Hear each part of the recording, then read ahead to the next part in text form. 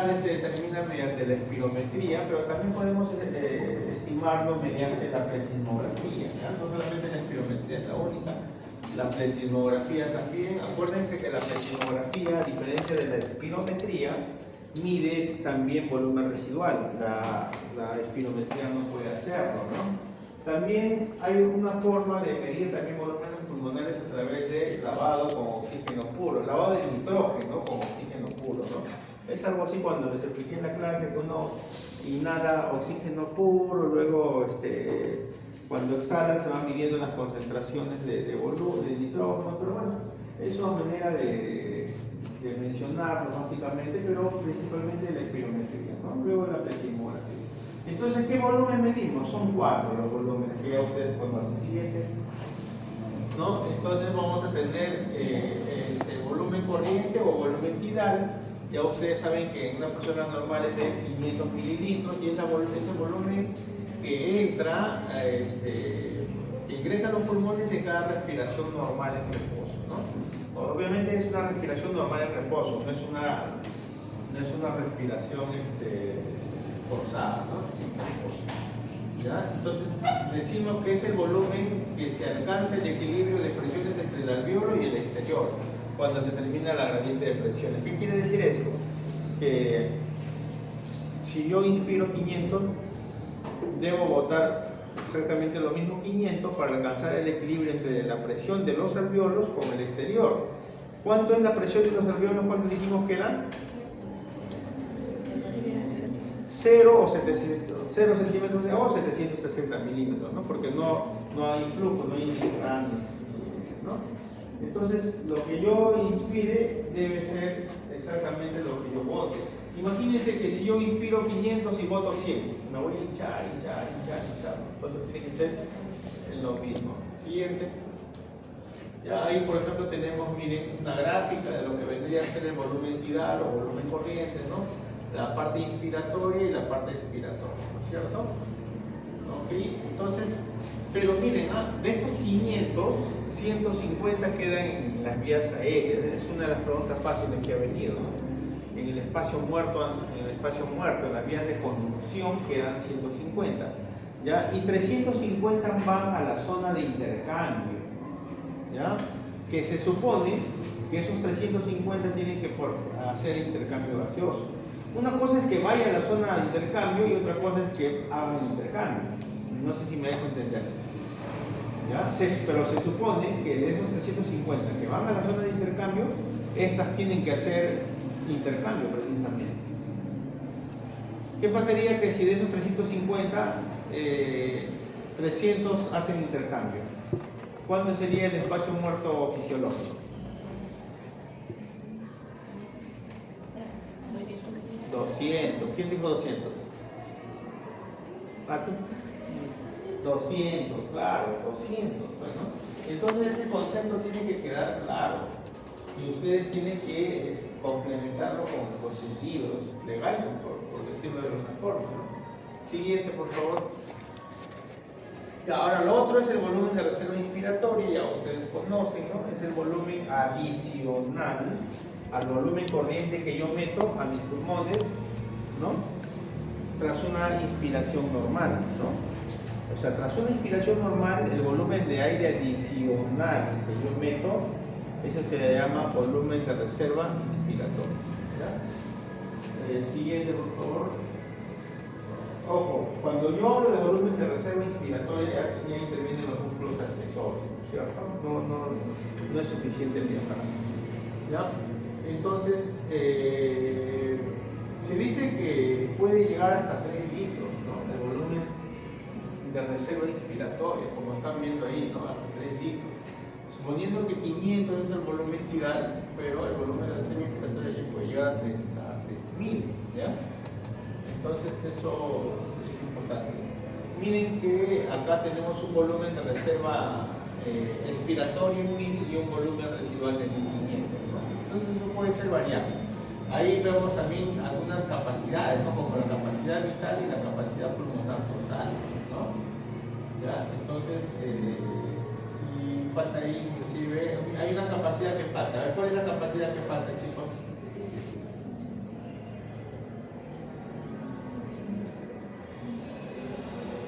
la otra capacidad que falta? La capacidad inspiratoria. Esa es la otra capacidad que falta. ¿Ya? Siguiente. Ya. Ahora, el volumen de reserva expiratoria, como ustedes ven, es el volumen que yo puedo eliminar, ¿no?, desde la posición de reposo. O sea, ¿no?, yo puedo estar ahorita en la posición de reposo y lo que yo pueda botar adicional a mi posición de reposo se le conoce como volumen de reserva inspiratoria. También yo lo puedo expresar de esta manera, ¿no? Es el volumen que yo puedo adicionar después de una expiración normal. Cualquiera de esos dos conceptos es lo mismo, significa lo mismo, ¿no? Tiene el mismo significado. ¿Ya? Y habíamos dicho que en algunos autores lo consideran 1100, otros lo consideran 1000, ¿no? Puede variar algunas cositas. Siguiente, por favor. ¿Ya? Entonces se dice acá, por ejemplo, el volumen de reserva inspiratoria puede llegar a 1200, pero acá en esta gráfica está como 1000, ¿cierto? Como 1000. Siguiente, el volumen residual. ¿Qué es el volumen residual? ¿Ya? La posición de reposo es esta, ¿no? El aire adicional que yo puedo botar desde la posición de reposo se le conoce como volumen de reserva expiratoria, ¿no? Y es un punto donde ya no voy a poder botar más aire. Ya no voy a poder botar más aire. ¿Qué cosa me va a quedar? El volumen residual. O sea, tras una expiración forzada máxima, obviamente tiene que ser máxima, el volumen de aire que quede en mis pulmones se le conocerá como volumen residual. ¿Ya? Como volumen residual. Siguiente. Bueno, este es un resumen de lo que es los volúmenes, como ustedes están viendo ahí, ¿no? Y sus valores, ¿no es cierto? Ok, siguiente. Ya, capacidades. La capacidad inspiratoria. ¿Qué cosa es la capacidad inspiratoria? Primero, el concepto de capacidad es suma de volúmenes. ¿Qué es la capacidad inspiratoria? Es la suma del volumen corriente más del volumen de reserva inspiratoria. ¿Ok? ¿Y qué cosa es la capacidad residual funcional? ¿No? Que es la suma del volumen de reserva expiratoria más el volumen residual. ¿Ya? Esa es la capacidad residual funcional. ¿Ok?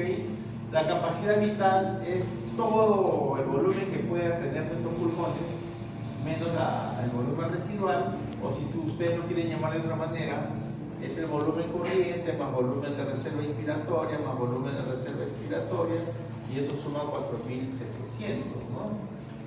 Entonces,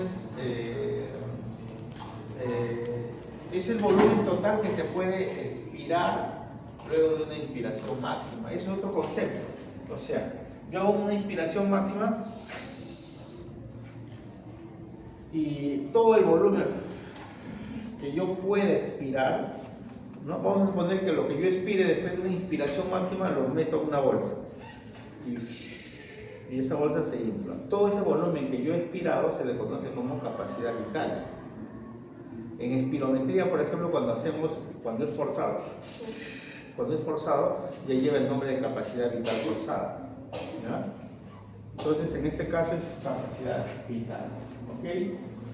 Y la capacidad pulmonar total es el volumen máximo que puede albergar los pulmones, ¿no? Y es la suma de los 4 volúmenes, o si ustedes quieren, es la suma de la capacidad vital más el volumen residual. Siguiente. Ya ahí tenemos una gráfica que explica todo, tanto las capacidades como los volúmenes, ¿no? Y más o menos nos orienta a ver los conceptos de las capacidades y los volúmenes, ¿no? Y los valores aproximados en condiciones normales, como ustedes están viendo. Creo que ya acaba el siguiente. Ya. Ahora, ¿qué cosa es el volumen respiratorio minuto? ¿No? Es igual al volumen corriente, ¿no?, por la frecuencia respiratoria. O sea, en una respiración normal que yo pueda meter, el volumen que yo pueda meter a mis pulmones durante un minuto, esa es la capacidad, o el volumen expiratorio minuto.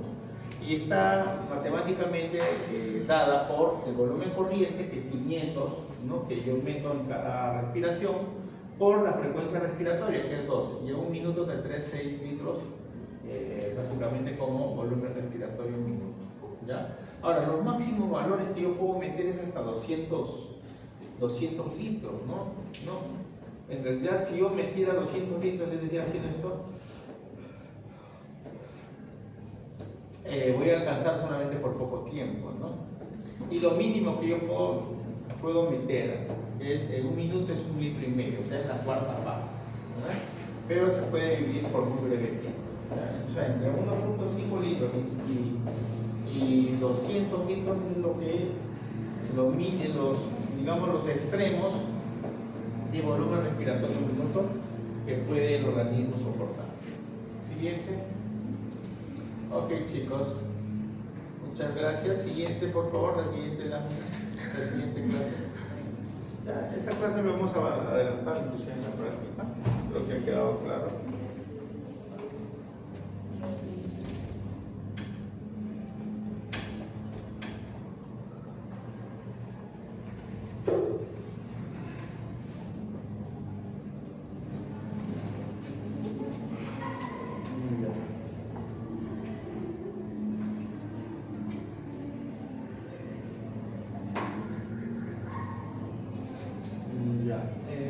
Siguiente, vamos a ver mecánica ventilatoria, estudios de función pulmonar, ya lo que hemos hecho en la práctica, por ejemplo, estudios de función pulmonar. Vamos a ver que dentro de los estudios de función pulmonar tenemos la espirometría, los estudios de los volúmenes pulmonares, ¿no? Entre ellos está también la propia espirometría, el test de transferencia de CO, ¿no? de monóxido de carbono. ¿Ya? Pero que esto más que volumen lo que me va a medir es intangibilidad de la membrana alveolo-capilar y también la gasometría arterial. Vamos a tratar de ver en qué consiste cada uno de ellos de manera así somera. Siguiente.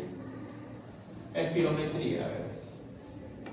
Entonces, ¿qué cosa registra la espirometría? Registra los cambios de volúmenes en los diferentes momentos respiratorios. O sea, la espirometría básicamente mide volúmenes, pero en función al tiempo, ¿ya? Al tiempo. En la espirometría me interesa saber en qué tiempo yo boto el volumen. Si quiero, en qué tiempo meto el volumen y en qué tiempo boto el volumen. No cuánto volumen meto y cuánto volumen saco. Sino tiene que ser cuánto de volumen saco en qué tiempo. Y cuánto meto en qué tiempo, ¿no? Pero principalmente sacar. ¿Ok? Entonces, por eso es que vamos a expresarlo en curvas de volumen-tiempo y de flujo-volumen. Vamos a tener dos maneras de expresar esta espirometría. Uno en función del volumen-tiempo y otro en razón al flujo-volumen. ¿Ya? Siguiente. Miren. La espirometría, digamos, en reposo, ¿no? Es la que mide volúmenes nada más. Pero la espirometría forzada ya mide flujo, ¿no? Entonces, ¿en qué consiste esto? ¿No? La anterior, por favor. ¿No? Este es un dispositivo, ¿ya? Este es el paciente, ¿no? Le ponemos una boquilla, ¿no? Una boquilla y le hacemos que sople. Obviamente tiene que estar la nariz tapada, porque si yo boto por la boca y boto por la nariz, me va a dar un falso resultado, ¿no? Entonces tiene que estar tapado, ¿no? ¿Ok? Entonces, ¿qué cosa me va a registrar esto? Me va a registrar el volumen, ¿no? El volumen, ¿no? Y esto al final se va a traducir digamos, en gráficas. Es como un electrocardiograma, ¿no? En este caso la actividad eléctrica se registra en un cardiograma. Eso se va a registrar también en gráficas, ¿no? Y me va a indicar una gráfica de volumen-tiempo o de flujo-volumen, ¿ya? De esa manera. Siguiente. Ok, entonces, ¿qué cosa es? Esto de acá, por ejemplo, ¿qué cosa será? Volumen-tiempo, flujo-volumen. ¿Esto qué será? ¿Ah? También flujo-volumen. Y esto también es flujo-volumen. ¿Ya? Miren, la curva normal de un paciente normal flujo volumen es esta, ¿no? Donde vamos a tener, miren, una inspiración máxima, ¿ya? Una inspiración máxima y luego un descenso que es no tan rápida como el ascenso, pero sí, digamos, es casi reequilibrio, ¿no? Casi reequilibrio, ¿ya? Entonces, esto de acá, esto que está acá mide volumen y esto que está acá mide flujo. O sea, el eje de las X mide volumen y el eje de las Y mide flujo, ¿ya? Entonces, ¿qué pasa con el paciente? El paciente empieza desde la posición de reposo, que es esto, ¿no? Ustedes saben lo que es la posición de reposo, ya lo he explicado 10 veces en la práctica, ¿cierto? Empieza de la posición de reposo. Le decimos que haga una inspiración máxima, ¿ya? Ni siquiera le decimos rápido, inspira todo lo que pueda de manera rápida. No me interesa en este caso, para la inspiración, para que meta aire no me interesa que sea rápido. Lo que sí me interesa es que meta todo el aire que pueda, ¿ya? Y va a llegar acá, ¿ok? Esto sería, miren, empieza la posición de reposo, entonces el volumen de aire que mete máximo hasta aquí, ¿ya? Y luego le decimos que sople. Cuando sopla, miren cómo prácticamente el flujo en los primeros segundos, o en el primer segundo, para hacer caso.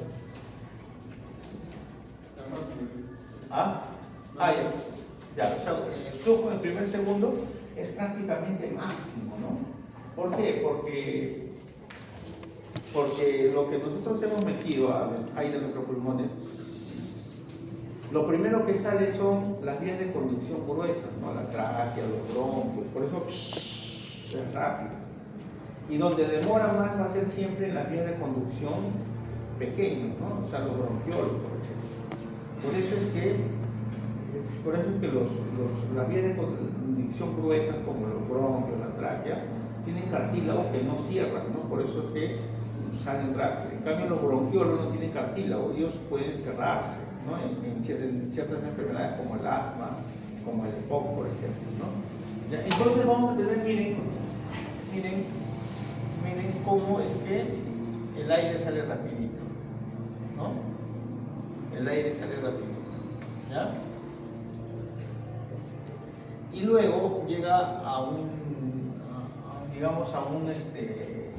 pico que se le llama flujo expiratorio pico, ¿ya? O si quieren flujo expiratorio máximo, ¿no? FP o FE, si quieren, ¿no? Este es el flujo expiratorio máximo. Y luego miren, va descendiendo también de manera rápida. O sea, acá la salida, todo esto que está acá es el flujo que tiene que ver con la salida de aire de nuestros pulmones. Acá llegó a lo máximo. ¿Acá sigue saliendo aire o ya no? ¿Acá sigue saliendo aire o ya no? Sigue. Solo acá sigue siendo máximo. O sea, sigue siendo alto, digamos, acá ya empieza a ser más lento.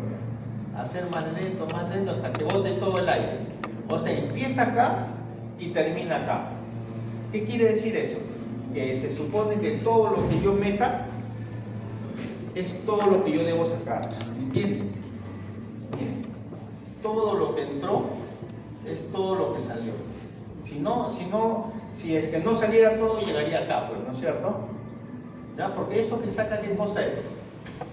Volumen. ¿Ya? Entonces todo esto entró y todo esto salió. Si esto de acá llegara acá, ¿habrá botado todo el aire? ¿Qué dicen? No, quedaría este pedacito, ¿sí o no? ¿Me dejo entender? ¿Ya? Entonces por eso todo lo que entra en condiciones normales todo debe salir. Pero acá sí me interesa el tiempo, ¿no? Aunque acá no está en función al tiempo, pero debe ser en el menor tiempo posible. En el menor tiempo posible debe ser. ¿Ya?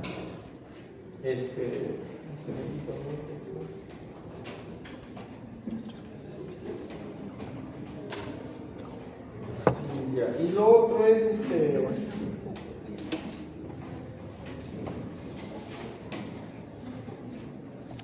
Ya, entonces miren chicos, esto que está acá, mide entonces el flujo en relación al volumen. A ver. Acá será pues, vamos a suponer que la cantidad de aire que entra a los pulmones sea 5 litros. Acá habrá entrado 5 litros, vamos a suponer acá sea 4, 3, 2, 1. Miren, cuando botó 1.5 más o menos alcanzó el flujo expiratorio pico, ¿no? Y así, ¿ya? Entonces sería la velocidad de la actividad, ¿no? ¿El flujo? La velocidad de la El flujo es velocidad. El flujo es velocidad, ¿no? Es velocidad así. ¿Ya? Miren, esto es una persona normal. Pero ¿qué sucede en un paciente con EPOC? Miren, un paciente con EPOC inclusive mete más volumen, ¿no? Quizás meta un poco más de volumen. Miren, en un paciente con EPOC, el flujo en el primer momento es alto también. ¿Por qué? Porque ¿qué vía de conducción está afectada en el EPOC y en el asma?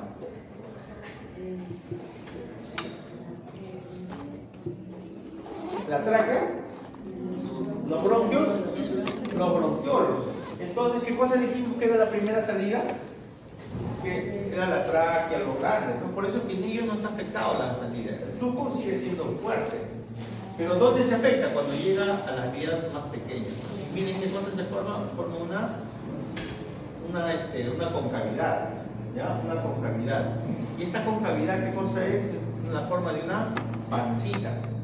¿Ya? Eso ocurre en los procesos obstructivos, ¿no? Forma una concavidad, como ustedes están viendo. ¿Ya? Una concavidad. ¿Ya? ¿Y qué sucede en un paciente restrictivo? ¿Qué pasa con el volumen? Está disminuido, ¿no es cierto? ¿El flujo se afecta?